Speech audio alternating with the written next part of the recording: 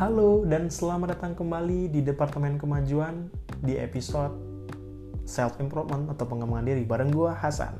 Oke, mungkin teman-teman bingung nih kenapa namanya sekarang Departemen Kemajuan, bukannya kemarin cuma Self Improvement doang. Ini buat teman-teman yang sadar doang.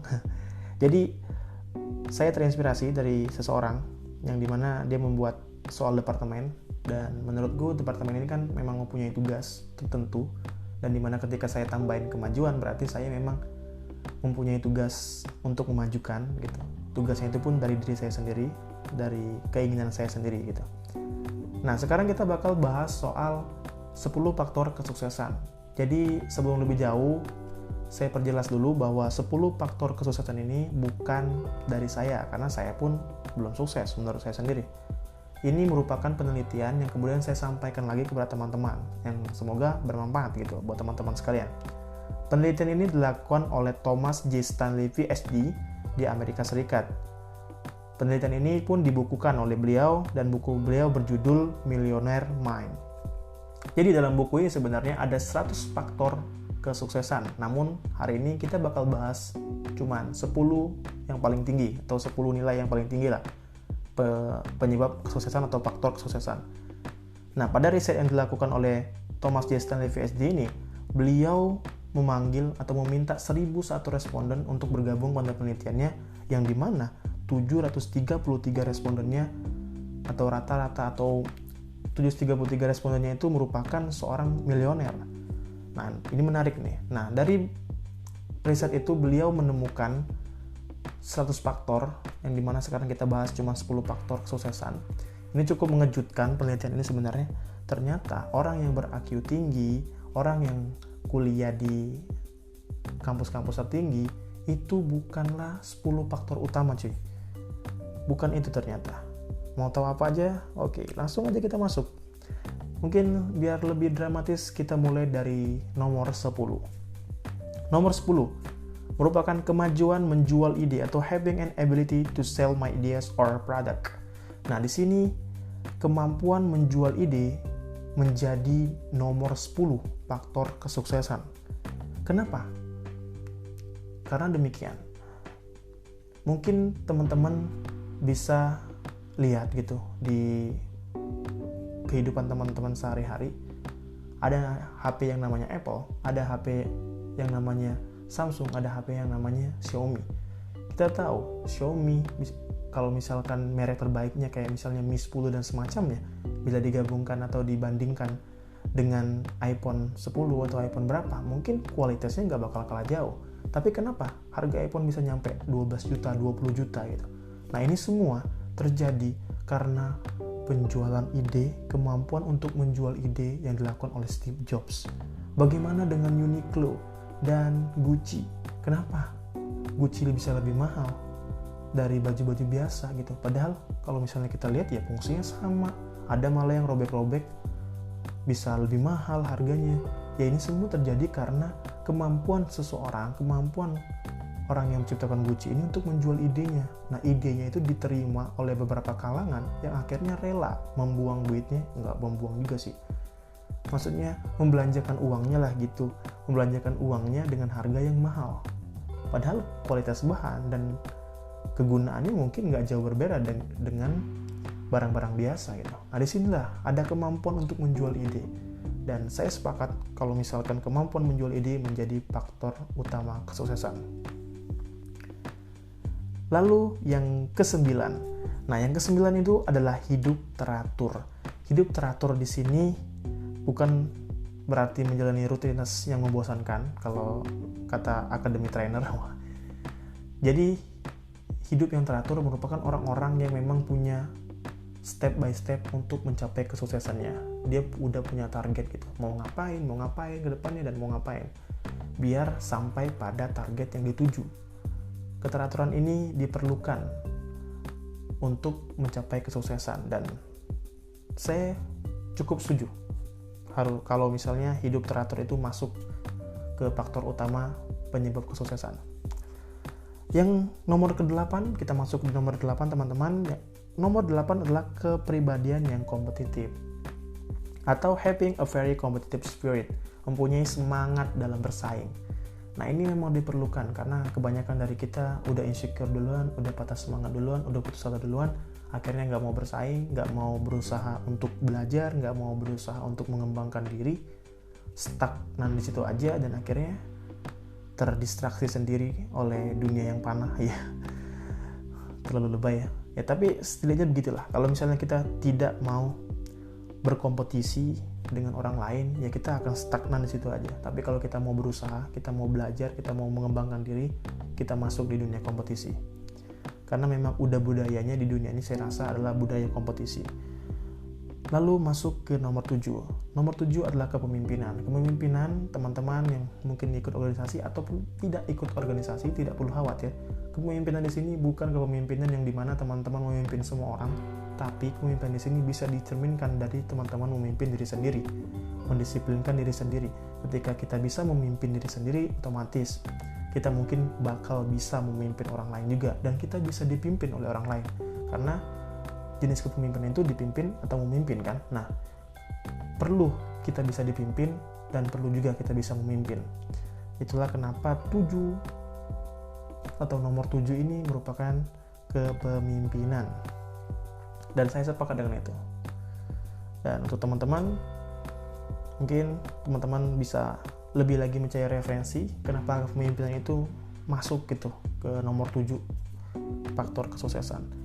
Kita masuk ke nomor 6, yakni kecintaan pada apa yang dikerjakan. Nah, di sini no debat, gue sepakat banget. Dan gue yakin teman-teman yang dengar podcast ini pun sepakat bahwa kecintaan pada yang dikerjakan itu penentu lah untuk kesuksesan. Baik itu kesuksesan secara mental ataupun finansial. Karena ketika kita sudah suka dengan pekerjaannya, berapapun gajinya, berapapun ibarat katanya kita dapatkan, kalau misalnya kita nggak bahagia kan percuma gitu sebenarnya kan. Yang penting kan sebenarnya kebahagiaan diri kita, karena sukses itu kan relatif, tapi mungkin di sini suksesnya merupakan sukses yang kaya gitu kan. Nah, walaupun sukses yang kaya di sini kita bisa lihat kalau misalnya kita suka pasti kita semangat kerjanya. Kalau kita semangat pasti lebih produktivitas bertambah dan akhirnya kita bisa sukses. Oke, karena yang nomor 6 mungkin tidak harus dijelaskan lebih panjang, kita langsung masuk aja ke nomor 5. Nomor 5 adalah kerja keras. Di sini pun gue sepakat no debat, karena menurut gue kerja keras memang perlu. Karena ketika kita kerja lebih keras dari orang lain, otomatis kita pasti lebih sukses dari orang lain. Langsung ada celutukan, mungkin ada lelucon dari teman-teman, lelucon bapak yang bilang, lah itu memang kebangun rumah, memang apa gitu yang kerjain dari pagi itu kalah tuh sama orang kantoran. Ya jangan lu bandingin sama orang kantoran. Kalau misalnya orang-orang yang kerjain di lapangan gitu, ya harusnya lu bandingin orang kantoran sama orang kantoran gitu kan, gajinya sama. Kalau misalnya kerjanya lebih bagus ini, ya otomatis ini lebih mungkin untuk naik jabatan dong dibandingkan orang yang malas-malasan ini. Jadi tolong kalau misalnya lu bandingkan faktornya itu disamakan dulu gitu, baru bisa membandingkan.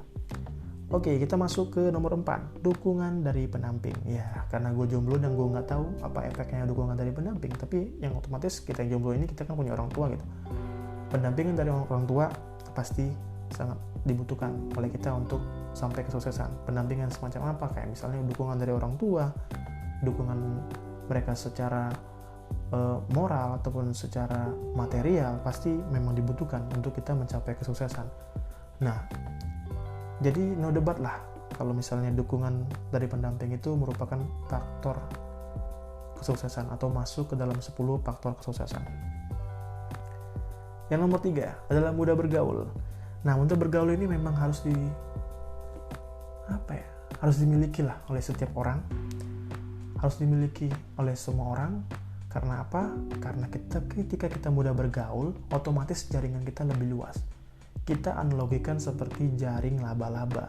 Nah, jaring laba-laba itu semakin luas dia, semakin lebar dia, otomatis dia banyak dapat serangga, banyak dapat mangsanya. Otomatis dong.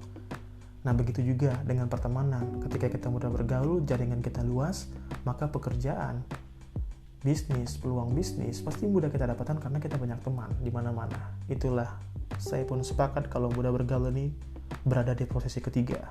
Karena networking itu penting. Lalu yang kedua, disiplin keras. Nah, disiplin keras gue pun sepakat. Walaupun gue belum termasuk orang yang sukses, karena gue pun masih mahasiswa, tapi gue pernah dengar kata-kata dari almarhum Pak Habibie yang bener-bener terngiang di kepala gue sampai sekarang, bahwa dia pernah bilang kalau misalnya lu mau sukses, lu harus disiplin, lu harus bekerja keras.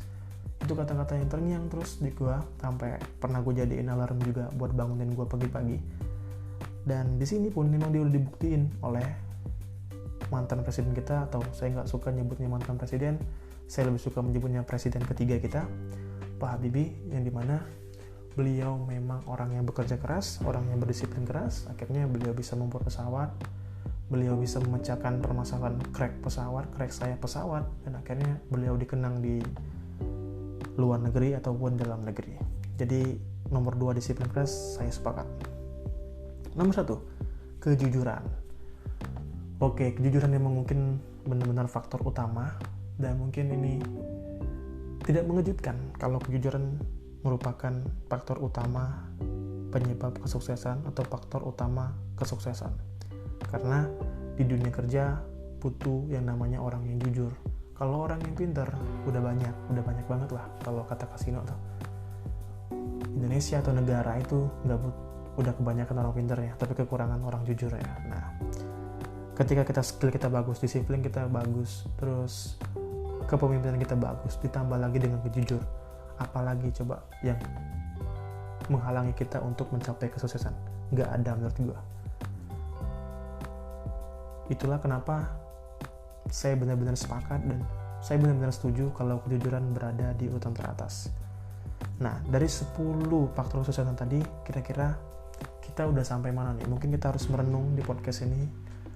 Kita renungin diri kita, kira-kira dari 10 faktor ini kita udah menguasai yang mana aja. Apakah kita orang jujur? Apakah kita orang yang disiplin? Apakah kita orang yang mudah bergaul? Apakah kita orang yang kerja keras? Apakah kita orang yang cinta pada pekerjaan? Apakah kita mempunyai jiwa kepemimpinan? Apakah kita mempunyai kepribadian yang kompetitif? Dan apakah kita hidup secara teratur dan tertata gitu kan? Atau kita juga mempunyai kemampuan untuk menjual ide. Nah, kalau misalnya kita, waduh, kayaknya gue cuma jujur doang nih, belum bisa yang lain. Mari kita belajar terus. Gue gak mengingatkan teman-teman sekalian juga, tapi gue mengingatkan diri gue pribadi untuk bisa maju, kita maju bareng, kita belajar bareng gimana caranya menjadi kepribadian yang kompetitif, hidup teratur, disiplin keras, dan bekerja keras. Lebih perbanyak lagi referensinya, bukan dari referensi podcast ini saja. Saya harap teman-teman mulai mencari buku-buku untuk misalnya contohnya kayak mudah bergaul. Teman-teman yang introvert mungkin bisa baca bukunya si Danny Carnegie yang berjudul How to Win Friends and Influence People, atau teman-teman bisa baca Never Eat Alone. Banyak buku-buku yang memang ke arah pengembangan diri tentang pertemanan gitu, memperluas pertemanan. Kepemimpinan, teman-teman bisa cari bukunya. Banyak banget buku tentang kepemimpinan, dan termasuk yang buku saya sebutkan sebelumnya kayak Danny Carnegie itu juga membahas soal kepemimpinan gitu.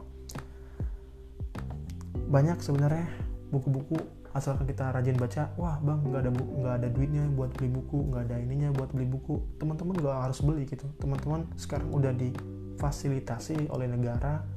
Ada yang namanya iPusnas di Play Store atau App Store. Teman-teman bisa download dan itu gratis bukunya. Teman-teman bisa baca sepuas teman-teman. Dan gue yakin dengan kita banyak membaca, dengan kita banyak belajar, kita bisa gitu meraih kesuksesan itu. Yang penting 10 faktor ini kita pegang dulu lah untuk langkah awal gitu. Dan stop insecure-nya dengan orang-orang yang IQ tinggi, dengan orang-orang yang kelihatannya pintar, dengan orang-orang yang kuliah di kampus-kampus superior. Oke, lupakan dulu itu. Kita berjuang dengan kenyataan, berjuang dengan fakta, berjuang dengan data, berjuang secara ilmiah dengan riset yang dilakukan bahwa kampus yang gede bukan masuk 10 faktor. Nah, kita rebut 10 faktor ini, kita usahakan 10 faktor ini supaya kita bisa sukses ke depannya dan kita bisa bersaing dengan yang lain gitu. Oke, mungkin sampai sini dulu podcast kita hari ini, dan gue harap teman-teman bisa terbantu dengan podcast ini dan mencari referensi-referensi lain agar lebih lengkap ilmunya, lebih luas pengetahuannya. Oke, sampai ketemu di podcast selanjutnya. Salam Departemen Kemajuan, salam literasi. Sampai ketemu di podcast selanjutnya.